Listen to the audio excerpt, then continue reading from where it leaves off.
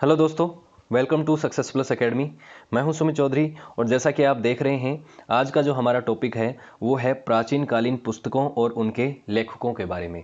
तो काफ़ी लोगों की ये डिमांड भी थी कि बुक्स और ऑथर को लेके एक वीडियो बनाया जाए जिसमें प्राचीन काल में जितनी भी किताबें लिखी गई और जो भी एग्जाम पॉइंट ऑफ व्यू से भी इम्पोर्टेंट है और जनरल अवेयरनेस के लिए भी इम्पोर्टेंट है, जिनसे हमें इतिहास की बहुत सारी जानकारियाँ मिलती हैं, चाहे वो साइंस की किताबें हों, चाहे वो माइथोलॉजी की किताबें हों, चाहे वो किसी योग से रिलेटेड किताबें हों या किसी भाषा से रिलेटेड किताबें हों, उन सभी किताबों को सम्मिलित करके ये जो स्लाइड है मैंने बनाई है और इसमें हम लगभग 70 से 100 के बीच में किताबों को डिस्कस करेंगे और उनको हम डिस्कस करेंगे। साथ ही साथ ये भी देखेंगे कि जो किताबें लिखी गई हैं उनमें हमें कौन कौन सी जानकारियाँ मिलती हैं। तो ये जो वीडियो रहेगा ये आपके सभी कंपटीशन एग्जाम्स के लिए इंपॉर्टेंट है, चाहे वो एसएससी का एग्जाम हो, एनटीपीसी का एग्जाम हो या बैंकिंग का एग्जाम हो। साथ ही साथ जो स्टेट पीएससी और यूपीएससी के एग्जाम्स हैं उनमें भी कभी कभी छोटे क्वेश्चंस बुक से रिलेटेड पूछ लिए जाते हैं कि इस बुक में किस चीज़ की जानकारी मिलती है या इसका ऑथर कौन है, कौन सी शताब्दी में लिखी गई है। तो ये जो चीज़ें हैं इनको हम चर्चा करेंगे, ठीक है। तो चलिए देखते हैं। सबसे पहले हमारे जो वेद हैं, 4 वेद हैं, सभी को पता होगा। हिंदू धर्म, सनातन धर्म में सबसे पहले जो रिलीजियस टेक्स्ट हमें मिलते हैं वो मिलते हैं वेद। और वेदों में भी सबसे पहला वेद जो है, सबसे ओल्डेस्ट वेद जो है वो है ऋग्वेद, ठीक है। तो ऋग्वेद जो है इसको लिखा किसने? बहुत सारे ऋषि मुनियों ने मिलकर लिखा था, किसी एक आदमी ने इसको नहीं लिखा। बहुत सारे ऋषि मुनियों ने जो रहे उन्होंने भारत में इसको लिखा। संस्कृत भाषा में ये लिखे गए थे। साथ ही साथ इसके बारे में हमें कुछ इन्फॉर्मेशन हमें पता होनी चाहिए जो एग्जाम पॉइंट ऑफ व्यू से इंपॉर्टेंट है, और वो क्या है कि इसके अंदर 10,600 तो वर्सेज हैं, जो श्लोक हैं, वर्सेज हैं, वो 10,600 हैं और 1,028 इसमें हाइम्स हैं। हाइम्स आप एक तरीके से मान सकते हैं जैसे प्रे होती हैं उसी तरीके से हाइम्स होते हैं। और इसको 10 किताबों में ऋग्वेद को बांटा गया है और इसको मंडल कहा जाता है। तो 10 मंडल ऋग्वेद में, अगर पूछे कि कितने मंडल हैं तो 10 मंडल हैं, 10,600 वर्सेज हैं, 1,028 वाइम हैं, हाइम्स हैं। और गायत्री मंत्र जो है, जो गायत्री मंत्र बोला जाता है वो भी ऋग्वेद से ही लिया गया है। ये क्वेश्चन कई बार पूछा जाता है एग्जाम में। उसके बाद ऋग्वेद जो है ये, इसमें कास्ट सिस्टम जो है, ये हमारा जो वर्ण सिस्टम है हिंदू धर्म में, जो 4 वर्ण हैं आपके, ब्राह्मण, क्षत्रिय, वैश्य और शूद्र, ये यहाँ से इसके बारे में पता चल जाता है कि ऋग्वेदिक कालीन से ही ये कास्ट सिस्टम चलता आ रहा था, जिसको आज तक फॉलो किया जाता है। हालांकि इसका स्ट्रक्चर जो था उस समय पहले अलग था। शुरुआती समय में, अर्ली वैदिक एज में इसका स्ट्रक्चर अलग था। ये हेरिडेटिकली नहीं हुआ करता था वर्ण सिस्टम, कास्ट सिस्टम। ये व्यक्ति के कर्म के हिसाब से होता था, लेकिन बाद में ये हेरिडेटिकली होने लग गया और अभी कास्ट सिस्टम जो है वो हेरिडेटिकली है हिंदू धर्म में। उसके बाद बात है यजुर्वेद की। यजुर्वेद भी बहुत सारे ऋषियों के द्वारा लिखा गया है और यजुर्वेद जो है ये माना जाता है कि इसमें किस चीज़ की जानकारी है। इसमें आपको जो source of information about sacrifice, about मतलब जो सेक्रीफाइस है, जो बलिदान दिया जाता है, उससे रिलेटेड जो चीज़ें हैं वो यजुर्वेद में दे रखी हैं। जो रिचुअल्स हैं किसी तरीके के, कौन कौन से मतलब वो करते हैं, यज्ञ करते हैं, क्या क्या होते हैं, कौन कौन सी वो यज्ञ पढ़े जाते हैं, वो जो सब चीज़ें हैं वो इसके अंदर दे रखे हैं। 40 मंडल हैं इसके अंदर। तो यजुर्वेद में 40 मंडल हैं, इसके अंदर 10 ही मंडल हैं, लेकिन ये मंडल बड़े हैं। जो ऋग्वेद है ये सबसे बड़ा वेद है और इसके अंदर वेद जो हैं ये बड़े हैं। और अगर हम बात करें यजुर्वेद की तो इसके मंडल थोड़े छोटे हैं। इसमें 2 तरह का यजुर्वेद आपको देखने को मिलता है, एक है शुक्ल यजुर्वेद और एक है कृष्ण यजुर्वेद। शुक्ल यजुर्वेद जो है इसमें तो आपको मिलता है जेनेसिस, ठीक है। और कृष्ण यजुर्वेद जो है इसमें आपको मिलती है फिलोसॉफी। तो एक है फिलोसॉफी और दूसरी चीज़ है उसको किस तरीके से एक तरीके से व्यवहारिक तौर में लाना है। तो दोनों चीज़ों को बता रखा है, एक हाफ पार्ट में और दूसरा दूसरे हाफ पार्ट में। फिर है सामवेद। सामवेद भी बहुत सारे ऋषियों के द्वारा लिखा गया है और जो हिंदू म्यूजिक और आर्ट है इसके बारे में बहुत सारी चीज़ें आपको सामवेद में मिलती हैं। तो सामवेद से कई बार ये क्वेश्चन पूछा गया है कि कौन सा वेद है जिसमें आपको म्यूजिक से और आर्ट से रिलेटेड चीज़ें मिलती हैं, वो है सामवेद। 1549 सूक्तियाँ इसके अंदर लिखी गई हैं और एक व्यक्ति, एक प्रीस्ट है, उसका नाम है उगैटर। ये इसके अंदर स्पेशल क्लास बताई गई है प्रीस्ट की, पंडितों की, जो कि हाइम्स का रिसाइटमेंट करते हैं। कि हाइम्स को रिसाइटमेंट करने का जो तरीका है, जो करेगा वो कौन करेगा? एक प्रीस्ट करेगा जिसका नाम होगा उगैक्टर, ठीक है। फिर है अथर्ववेद। अथर्ववेद जो है ये सबसे बाद में लिखा गया, चारों वेदों में सबसे इसको लोअर कम माना जाता है। इसमें कई बार क्या है, इसके बारे में लोग जानते हैं एक चीज़ कि भाई ये जो काला जादू है, मैजिक है, इसके अलावा ये जो हिपोटाइनिज्म है, इंस्लेवमेंट है, ये जो वशीभूतिकरण है, जादू करना है, ये जादू टोना के बारे में कौन से वेद में मिलता है? वो मिलता है अथर्ववेद में। और इसकी जो रैंकिंग है वो बाकी वेदों से नीचे है। और एक और चीज़ है इसमें जो इम्पोर्टेंट है, वो है मेडिसिन। हिंदू मेडिसिन जो है, जो उसमें भी अथर्ववेद में आपको मिलती है, कि अथर्ववेद में काफ़ी जानकारी मिलती है कि किस तरीके से हिंदू मेडिसिन, जो हमारा आयुर्वेद है, वो शुरुआत से इसकी यहाँ से विकास होना शुरू हो गया था। और इसके अंदर 20 मंडल हैं और 731 सूक्तियाँ हैं। ठीक है, तो ये तो हो गए वेद। फिर बात आती है सुश्रुत संहिता की। सुश्रुत कौन थे? एक बहुत बड़े फिजिशियन थे भारत में एंशियंट टाइम में, और इनको फादर ऑफ मेडिसिन कहा जाता है, सॉरी फादर ऑफ सर्जरी कहा जाता है। सुश्रुत को फादर ऑफ सर्जरी कहा जाता है। सर्जरी के, यानी कि जो ऑपरेशन होता है उसके ये फादर माने जाते हैं भारत में। सुश्रुत संहिता नाम की इन्होंने किताब लिखी थी। ठीक है, मेडिसिन और सर्जरी से रिलेटेड ही ये किताब है।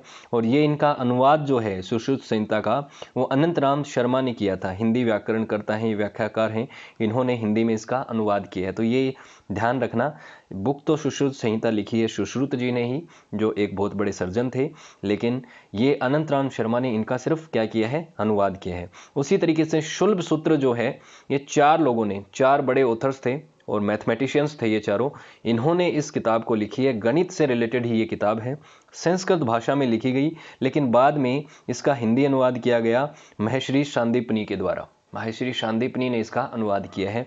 लिखा किन्होंने है? बोधायन, मानवा, अस्पथाम्बा और कात्यायन। तो कात्यायन ने तो और भी किताबें लिखी हैं, संस्कृत की जो व्याकरण से रिलेटेड किताबें भी लिखी हैं। और बोधायन ने, आप बोधायन पर में सभी जानते होंगे, बोधायन की जो थ्योरम है, पाइथागोरस थ्योरम भी इसको बोलते हैं। पाइथागोरस थ्योरम में क्या होता है कि किसी राइट एंगल ट्राइंगल के अंदर जो उसके जो हाइपोटेनस का स्क्वायर है, उसके बेस और उसकी जो है परपेंडिकुलर है उसके स्क्वायर के प्लस के बराबर होता है। ठीक है, तो मैथमेटिशियन थे ये चारों, और मैथमेटिक्स से रिलेटेड ही ये किताब है। जियोमेट्री से रिलेटेड इसमें काफ़ी सारी थ्योरम्स इसमें दे रखी हैं। पाइथागोरस थ्योरम, स्क्वायर रूट वगैरह भी इसी में दे रखा है, शुल्ब सूत्र में। ठीक है, तो शुल्ब सूत्र किससे रिलेटेड है? ये मैथ से रिलेटेड है, संस्कृत भाषा में लिखी गई। अष्टाध्यायी एक किताब है जो संस्कृत व्याकरण की एक बहुत ही मूलभूत किताब है, और इसको लिखा था पाणिनि ने। पाणिनि संस्कृत भाषा के बहुत ही अच्छे मजे हुए व्यक्ति थे, और इन्होंने इसको लिखा। अष्टाध्यायी 18 अध्याय हैं इसमें, अष्ट अध्याय हैं, अष्ट मतलब 8 अध्याय हैं, इसीलिए इसका नाम अष्टाध्यायी पड़ा।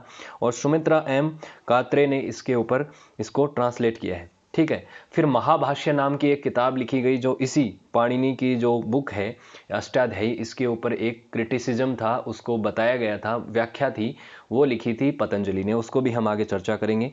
ठीक है, उससे पहले हम जानते हैं रामायण को। रामायण क्या है? एक इपिक है, आप सभी जानते हैं। किससे रिलेटेड बुक है? ये एक हिस्ट्री की बुक है, वैसे तो हिस्ट्री ही है ये। कैसे? जो रघुवंश था, जिसको सन डायनेस्टी भी कहते हैं, रामचंद्र जी का वंश जो था, उनकी पूरी कहानी को ये बयां करता है कि रामचंद्र जी का जीवन कैसा था, उनका वंश कैसा था, उन्होंने किस तरीके से ट्रेवल किया, 14 साल का वनवास काटा, रावण के साथ उन्होंने लड़ाइयाँ लड़ी। और इसमें शुरुआत में जो महर्षि वाल्मीकि जी थे, इन्होंने इसको लिखा था, और वो कंटेम्प्रेरी थे रामचंद्र जी के, तो उन्होंने इसको लिखा था। 24,000 लगभग इसके अंदर वर्सेज हैं। और भारत के 2 बड़े महाकाव्यों की अगर बात करें, एक है रामायण और एक है महाभारत, उनमें ये शुमार है, सभी इसको जानते होंगे। शुरुआत के अंदर इसमें 5 कांड थे, और उसके बाद इसमें 2 कांड और ऐड हो गए। एक वो था बालकांड, और एक हो गया उत्तराकांड, वो बाद में ऐड हुए थे। उसके बीच में 5 कांड जो आते हैं वो पहले इसमें ओरिजिनली थे। ठीक है, तो ये रामायण है, रामचंद्र जी की जीवन की गाथा है इसमें। और रामचरितमानस अगर दूसरी किताब जो है, रामायण जैसी ही किताब है, वो रामचंद्र जी के जीवन की ही कहानी है, उसमें भी वो लिखी थी तुलसीदास जी ने, वो बाद में लिखी गई है 15वीं शताब्दी में। लेकिन ये रामायण जो है वाल्मीकि जी की, ये ओरिजिनल रामायण है।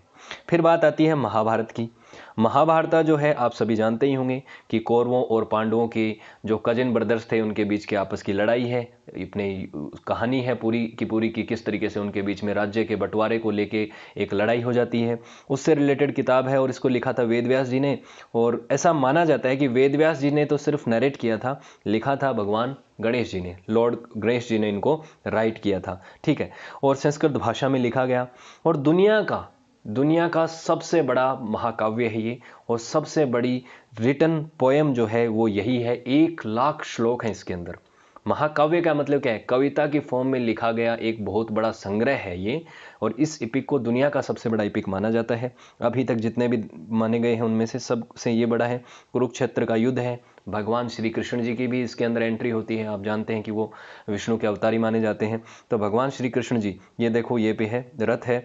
और यहाँ के बाद एक चीज़ और आती है, वो है भगवत गीता।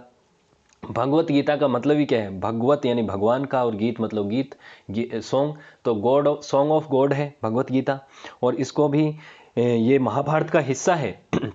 ये महाभारत का हिस्सा है, बीच में ही आता है महाभारत के, जब महाभारत का युद्ध चल रहा होता है। और आपने पता ही होगा कि जब अर्जुन मना कर देता है कि मैं युद्ध अपने जो है, अपने जो बुजुर्ग हैं और अपने भाइयों के साथ नहीं लड़ूंगा, क्योंकि इससे मुझे सिर्फ राज्य मिलेगा। तो उसके बाद यहाँ पे भगवान श्री कृष्ण जो है उसको गीता का पाठ पढ़ाते हैं, और पूरा कर्म का जो चीज़ है, उनकी जो ड्यूटी है अर्जुन की, उसको पूरा समझाते हैं। ठीक है, तो ये जो है वेद व्यास जी ने ही लिखी है ओब्वियसली भगवत गीता। और ये इसमें 18 चैप्टर हैं टोटल भगवत गीता में, और इसमें पूरा 700 वर्सेज हैं, 700 श्लोक लिखे गए हैं उनके अंदर। पूरा यहाँ पे भगवान श्री कृष्ण जी ने गीता का सार बताया है अर्जुन को।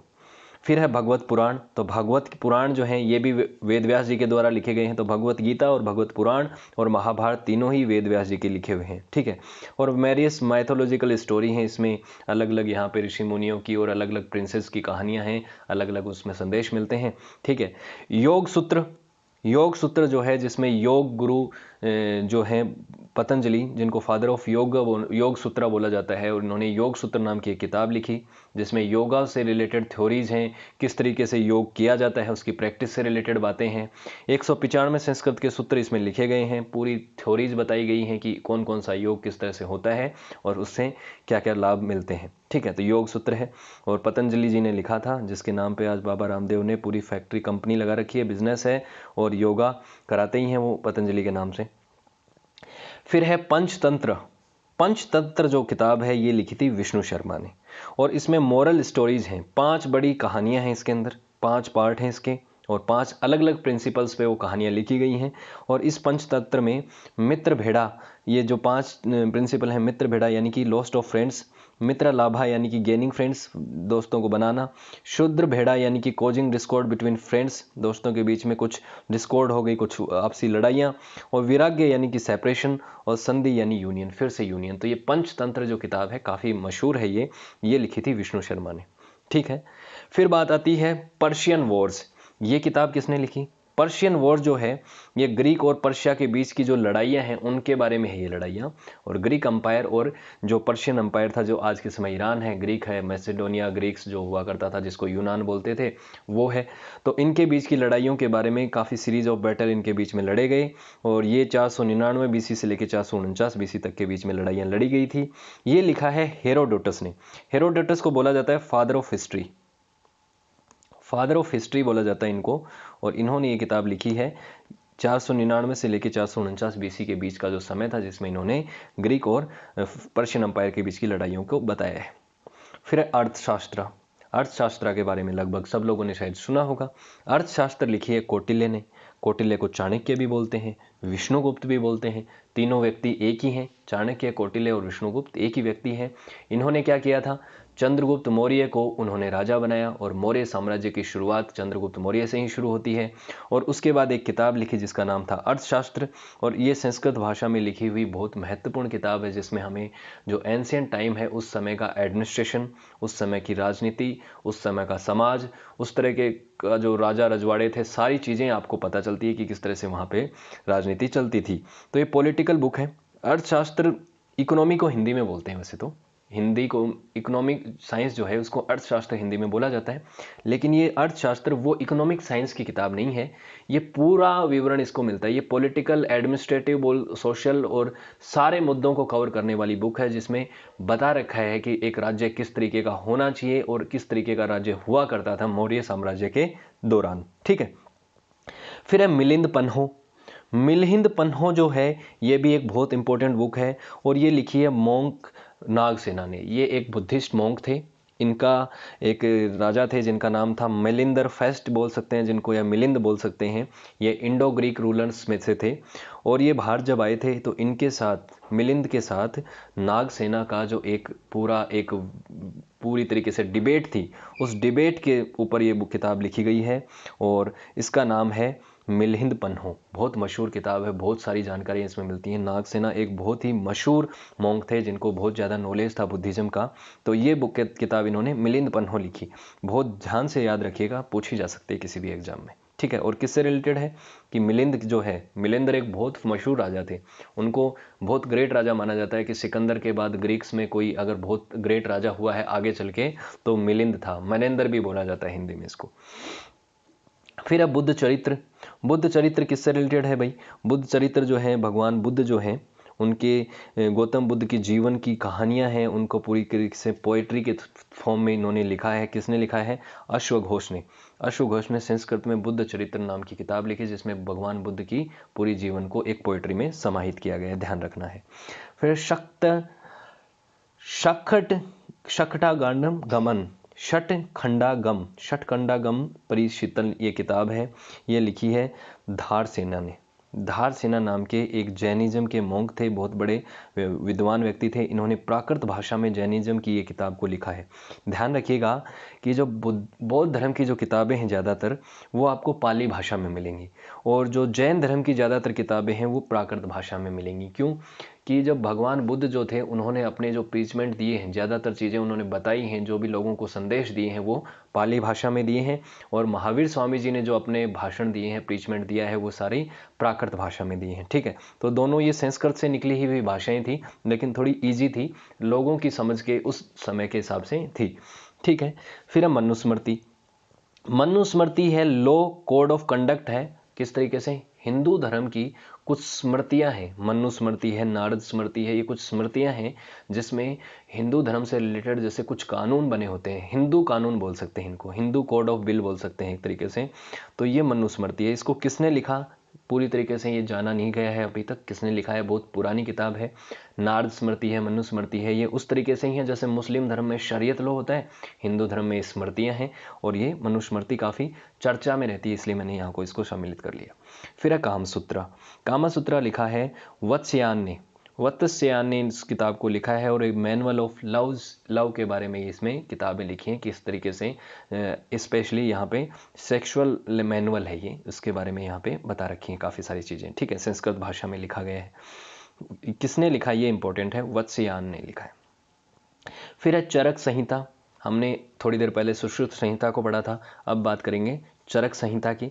चरक संहिता जो है वो लिखी थी महर्षि चरक ने और मेडिसिन के बहुत बड़े ये व्यक्ति माने जाते हैं। इन्होंने काफ़ी सारी चीज़ों के बारे में बताया, डाइजेशन के बारे में, मेटाबॉलिज्म और इम्यूनिटी के बारे में बताने वाले ये one of the first physician माने जाते हैं। तो भारत के बहुत मशहूर दो फिजिशियन में अगर बात करेंगे, 2-3 लोग थे, तो उसमें से एक हैं चरक और एक हैं सुश्रुत, ठीक है।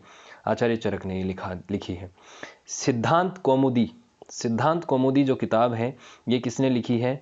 भट्टोजी दीक्षिता ने। भट्टोजी दीक्षिता ने इसको लिखा है और फिर उसके बाद इसका देखो ट्रांसलेशन कराया है। संस्कृत में थी, वासुदेव लक्ष्मी शास्त्री पंडित शिखर ने इसका ट्रांसलेशन किया है, ये ध्यान रखिएगा। संस्कृत ग्रामर की एक इंपॉर्टेंट किताब है, जैसे पाणिनि की कौन सी किताब है वो है अष्टाध्यायी, उसी तरीके से संस्कृत भाषा की किताब है। इसमें rearrangement and provide description for Panini's Ashtadhyayi. तो इसमें रीअरेंज किया गया, जिस पाणिनि की किताब है उसको थोड़ा सा सिंप्लीफाई करने की कोशिश की गई है इस किताब में, सिद्धांत कौमुदी में। फिर बात आती है महाभाष्य। अभी मैंने बताया पाणिनि की एक किताब थी अष्टाध्यायी, उस अष्टाध्यायी जो किताब थी उसके ऊपर एक क्रिटिसिज्म लिखा था संस्कृत ग्रामर की किताब पे, किसने? महर्षि पतंजलि ने। और ये योग गुरु भी हैं, योग सूत्र भी लिखा और महाभाष्य भी लिखा। तो उस किताब का नाम क्या है? महाभाष्य, जो पाणिनि की अष्टाध्यायी के ऊपर एक क्रिटिसिज्म है। देवी चंद्रगुप्तम जो किताब है, ये चंद्रगुप्त सेकंड जो है, चंद्रगुप्त सेकंड आप जानते होंगे। देखो चंद्रगुप्त 3 हुए भारत में, 3 चंद्रगुप्त कौन कौन से हुए? एक तो चंद्रगुप्त मौर्य हुआ, उसके बाद 2 गुप्ता डायनेस्टी में हुए, चंद्रगुप्त फर्स्ट और चंद्रगुप्त द्वितीय। तो चंद्रगुप्त द्वितीय जो है उनको विक्रमादित्य भी कहा जाता है और विक्रम बेताल की जो कहानियां हैं उसमें वो विक्रम बेताल जो थे वो यही हैं। और यही देवी चंद्रगुप्तम जो है ये किताब इन्हीं के इतिहास के बारे में है, ये लिखी थी विशाखदत्त ने। ठीक है। गोल्डन पीरियड बोला जाता है इंडिया का कौन सा पीरियड? गुप्ता डायनेस्टी का जो समय है उसको बोला जाता है golden period of Indian history, क्योंकि उस समय बड़े बड़े लोग पैदा हुए, आर्यभट्ट, वहा मिहिर, कालिदास, विशाखदत्त, इस तरह के लोग पैदा हुए थे जिन्होंने काफ़ी सारा कंट्रीब्यूशन किया साहित्य में भी। उसके अलावा इनके समय में सोने के सिक्के चलते थे, कला, साहित्य, संस्कृति बहुत ही अपने टॉप फ्लोरिश पे था। इसीलिए golden age of Indian history किसको बोला जाता है? Golden age of Indian history, ये बोला जाता है गुप्ता पीरियड को, गुप्ता पीरियड। ठीक है, तो ये तीसरी से लेके 6ठी शताब्दी तक का बीच का समय था। फिर है आर्यभट्टिया। आर्यभट्टीय नाम की जो किताब है उसको किसने लिखा? आर्यभट्ट ने। अब आर्यभट्ट का मैंने बताया था आपको कि आर्यभट्ट का जन्म तो हुआ था इनके समय, गुप्ता डायनेस्टी के समय पे, और इन्होंने जीरो का इन्वेंशन किया। देखो कुछ लोग इस चीज़ पे एग्री नहीं करते, लेकिन बहुत सारे लोग इस बात पे मानते हैं कि जीरो का इन्वेंशन सच्चे मायने में आर्यभट्ट ने किया। उसके बाद आर्यभट्ट के बाद आगे चल के हम बात करेंगे ब्रह्मगुप्त ने। तो ब्रह्मगुप्त ने काफ़ी सारे रूल बनाए कि जीरो का इस्तेमाल कैसे होगा, उसका सिंबल किस तरह से, ये जो जीरो इस तरह से लिखा जाता है इसका सिंबलाइजेशन भी ब्रह्मगुप्त के समय हुआ। लेकिन जीरो नाम की एक संख्या बनाई थी आर्यभट्ट ने। ठीक है, उसके बाद आर्यभट्ट को ही सम्मानित करने के लिए हमारा पहला सैटेलाइट जो था उसका नाम हमने आर्यभट्ट रखा था साल 1975 में। इसको लॉन्च किया गया था 19 अप्रैल 1975 को। भारत का पहला जो वो सैटेलाइट है उसको लॉन्च किया गया था। कहाँ से किया गया था?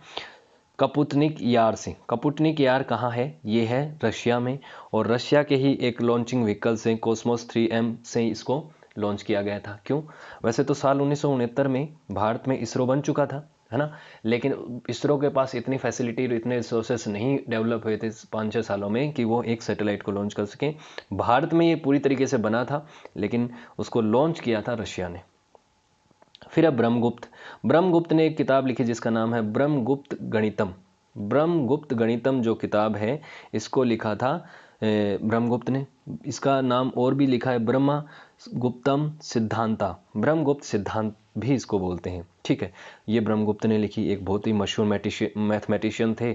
जीरो के बारे में इन्होंने काफ़ी सारी आगे चल के डेवलपमेंट किया शुरुआत में ही कि किस तरीके से जीरो का इस्तेमाल किया जाएगा, उससे रिलेटेड लॉ क्या होंगे। ठीक है, फिर है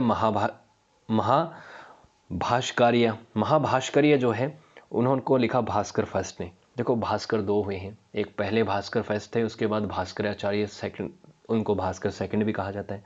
दोनों ही मैथमेटिशियन थे, दोनों ने ही मैथ में काफ़ी सारा काम किया है। तो इन्होंने संस्कृत भाषा में भास्कर्या एक नाम की किताब लिखी, और आगे चल के जो दूसरे भास्कर हैं उन्होंने भास्कराचार्य नाम से किताब लिखी। फिर है नाव शक्ति का जो बुक है ये भी मैथमेटिक की है, और इसको लिखा था श्रीधर ने। श्रीधराचार्य का नाम सुना ही होगा आपने। श्रीधराचार्य का सूत्र आपने पढ़ा होगा। अगर आपको याद होगा कि जैसे किसी वैल्यू निकालनी होती है आपको, कि कोई इक्वेशन है, द्विघात समीकरण है, उसको बोलते हैं हम क्वाड्रेटिक इक्वेशंस को सोल्व करने का एक श्रीधराचार्य फॉर्मूला होता है। तो नंबर सिस्टम और श्रीधराचार्य फॉर्मूला जो है ये दिया था इन्होंने नवशक्तिका में। महासिद्धांत एक और किताब है, आर्यभट्ट सेकंड के द्वारा लिखी गई है, और ये मैथमेटिशियन की एक अच्छी किताब है। ठीक है, ये दूसरे मैथमेटिशियन थे, ये आर्यभट्ट सेकंड है, आगे चल के वो आर्यभट्ट फर्स्ट थे। इनका जन्म है वो 920 से 1000 के बीच में हुआ था। ठीक है, एस्ट्रोनॉमर और मैथमेटिशियन थे ये।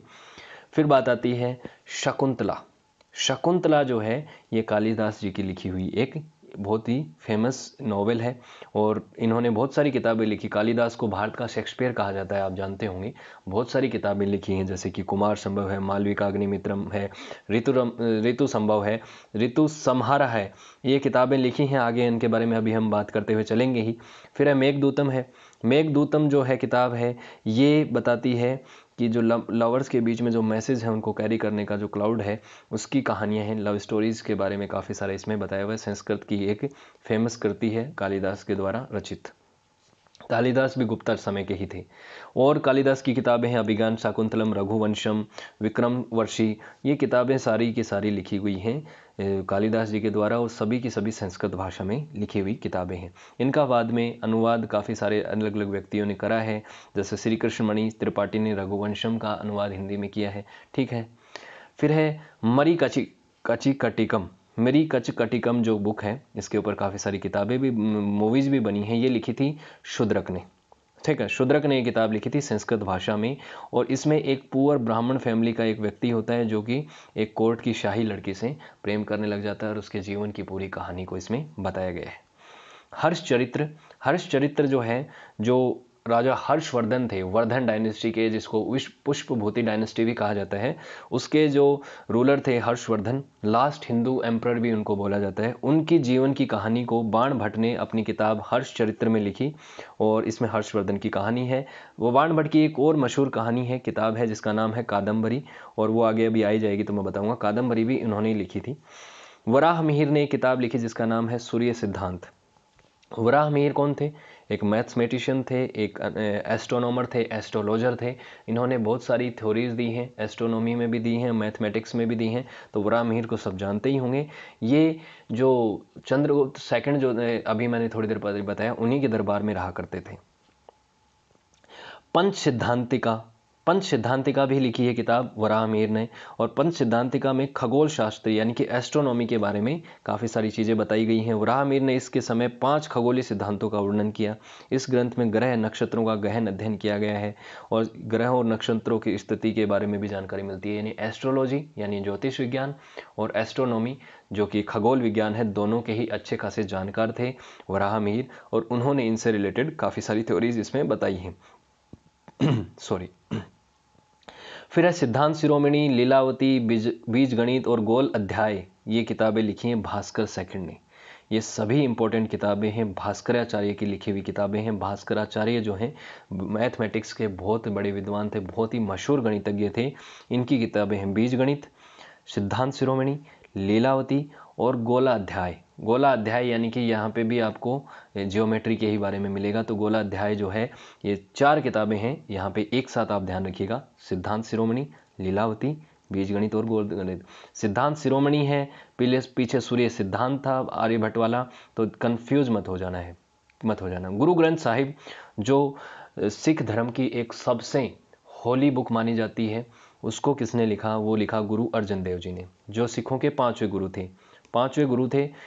इनके समय पे क्या होता है कि जितनी भी प्रीचमेंट थे, शुरू से गुरु नानक साहब से लेके गुरु रामदास तक के और गुरु अर्जन देव तक के जो 5वें गुरु थे, वहाँ तक की जितनी भी प्रीचिंग थी, जितनी भी उन्होंने चीज़ें बताई थी, अपने धर्म से रिलेटेड जो संदेश दिए थे, उन सभी को इन्होंने इस बुक में कंपाइलेशन किया। तो इसको गुरु ग्रंथ साहिब से नाम से जाना जाता है। हालांकि बाद में आगे चल के गुरु गोविंद सिंह जी के समय तक इस बुक को अपग्रेड करते गए। जो भी नए गुरु आए, उन्होंने नए प्रीचमेंट दिए, उन चीज़ों को इसमें ऐड करते गए। लेकिन सबसे पहले गुरु अर्जन देव जी ने गुरु ग्रंथ साहिब को लिखा था। संत भाषा में लिखा गया है। होली स्क्रिप्चर फॉर सिखिज्म, आप सभी जानते ही हैं। फिर है मुद्रा राक्षस जो है, ये किताब है चंद्रगुप्त मौर्य की असेंट्स के बारे में है। उनके समय की जो बहुत सारी चीज़ें हैं, जानकारी हैं, वो इसमें मुद्रा राक्षस में मिलती है। ये लिखी थी विशाख दत्त ने, और हिस्ट्री की एक बहुत ही पॉपुलर बुक है। बहुत सारी जानकारियाँ आपको इतिहास की विशाख दत्त की मुद्रा राक्षस बुक में मिलते हैं। चंद्रगुप्त मौर्य के समय से ही लेके आगे चल के गुप्ता डायनेस्टी तक का समय का इसमें काफ़ी सारा इतिहास आपको मिल जाता है। फिर है राजतरंगिनी। अभी ये किताब का नाम पूछा गया था, जिक्र किया गया था एनटीपीसी के एग्जाम्स में कि राजतरंगिनी बुक किसने लिखी है। तो ये लिखी थी कल्हण ने। कल्हण जो हैं, ये कश्मीर के एक बहुत ही मशहूर कवि हुए हैं, और कश्मीर के पूरे इतिहास को इस बुक ने कवर किया है कि भाई कहाँ कौन कौन से राजा हुए हैं, कौन कौन से उन्होंने क्या क्या काम किए हैं। तो राजतरंगिणी जो है, वो कश्मीर का एक क्रोनोलॉजिकल इतिहास है, उसको ये पूरी तरीके से बताती है। ठीक है, राजतरंगिणी। फिर है कथा सरित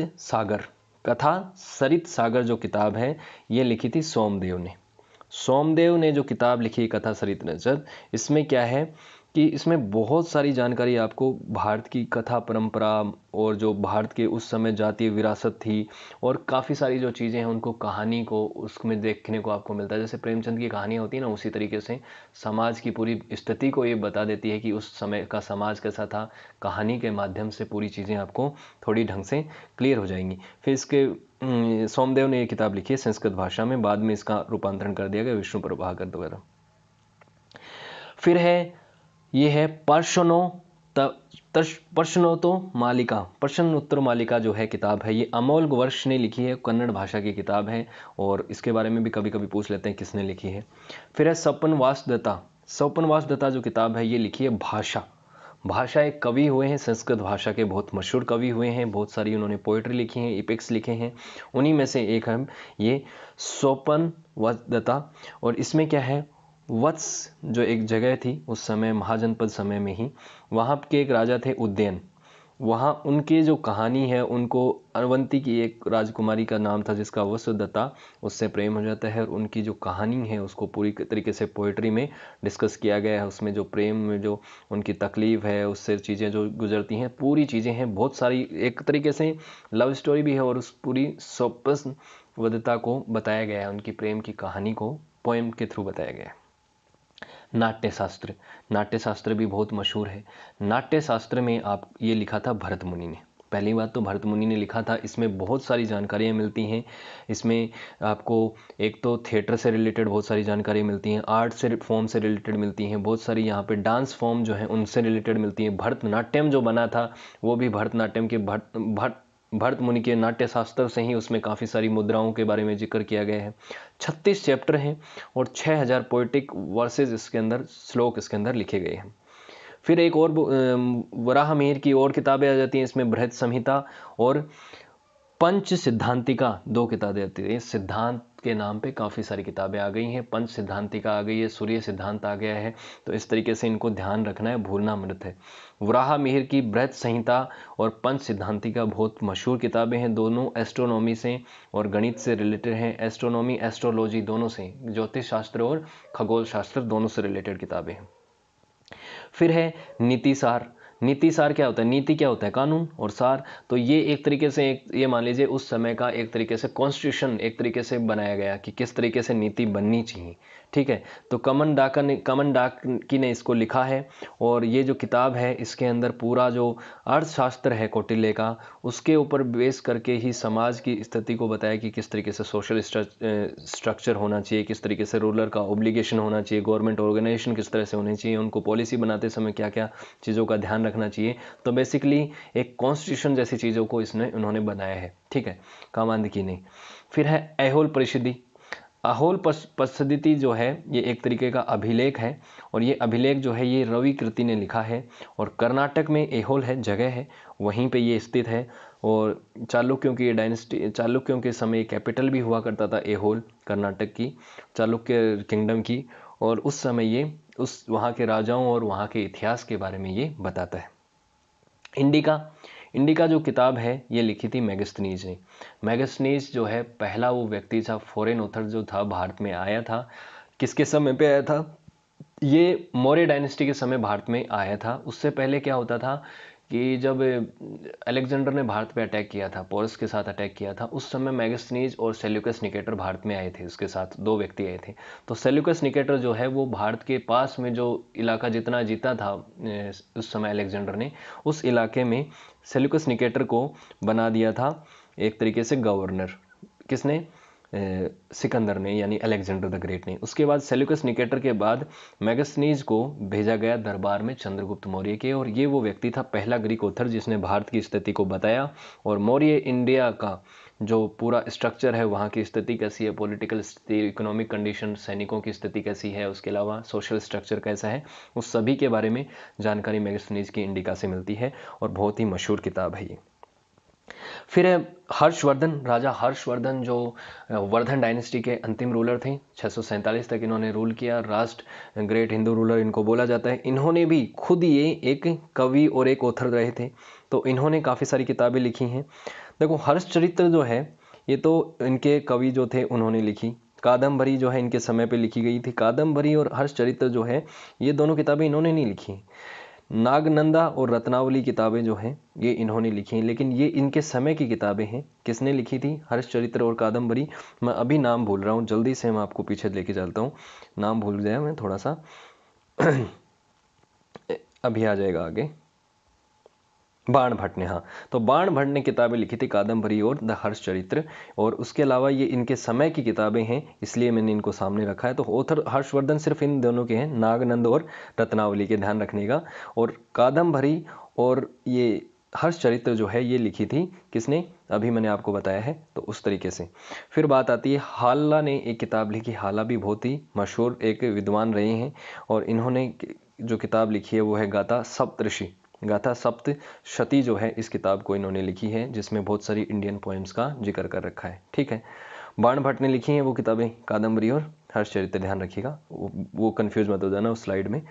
फिर है नशद चरिता, नशध्रिय चरितम, ये नाम थोड़ा सा बोलने में दिक्कत हो रही है तो इसको ध्यान रखिएगा। नशध्रिय चरितम नाम की जो किताब है श्री हर्षा ने संस्कृत भाषा में लिखी है। इसमें नाल जो हैं, ये निषादा के जो राजा हैं उनके बारे में कंप्लीट यहाँ पे जानकारी मिलती है। नाल भी एक राजा हुए हैं, इंडियो सिथियन जो रूलर्स थे उनमें से एक रूलर थे। और गीता गोविंदा जो किताब है इसमें ये लिखी है जयदेव ने। इसमें जो भगवान श्री कृष्ण और जो गोपियाँ हैं उनके रिलेशन को, उनकी जो कहानियाँ हैं उनसे रिलेटेड दोहे और उनसे रिलेटेड जो पोइट्री है वो इसमें आपको मिलती है। उनके जो बाल स्वरूप को वर्णन कर रखा है भगवान श्री कृष्ण के और गोपियों के साथ संबंध को, ठीक है।